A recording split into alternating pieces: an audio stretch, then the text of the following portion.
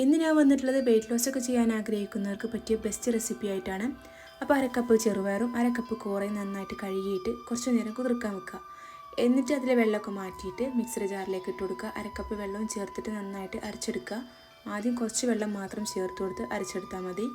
അരച്ചതിന് ശേഷം ഇതിലേക്ക് ചെറിയൊരു കഷ്ണം ഇഞ്ചി ചെറുതായിട്ട് കട്ട് ചെയ്തിട്ട് കൊടുക്കുന്നുണ്ട്. 4-5 അല്ലി വെളുത്തുള്ളി, കുറച്ച് മാത്രം കറിവേപ്പില ചേർത്തിട്ട് ഒന്നുകൂടി അരച്ചെടുത്ത് ഒരു ബൗളിലേക്ക് മാറ്റി കൊടുക്കുക. 1/4 കപ്പ് വെള്ളവും ആവശ്യത്തിന് ഉപ്പും ചേർത്ത് നന്നായിട്ട് മിക്സ് ആക്കി എടുക്കുക.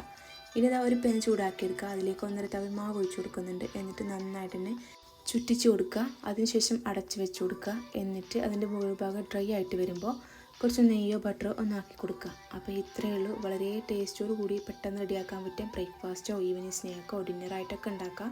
അപ്പോൾ വളരെ ഹെൽത്തി ആയിട്ടുള്ള റൈറ്റാണ്. കുട്ടികൾക്കൊക്കെ എന്തായാലും ഉണ്ടാക്കി കൊടുക്കുക. ചട്നീൻ്റെ കൂടെ ചമ്മന്തിൻ്റെ കൂടെയൊക്കെ എന്തായാലും പോകുന്ന റൈറ്റാണ്. അപ്പോൾ നിങ്ങൾക്ക് ഇഷ്ടമായ മറക്കുക, ലൈക്ക് ചെയ്യുക, ഷെയർ ചെയ്യുക, സബ്സ്ക്രൈബ് ചെയ്യുക.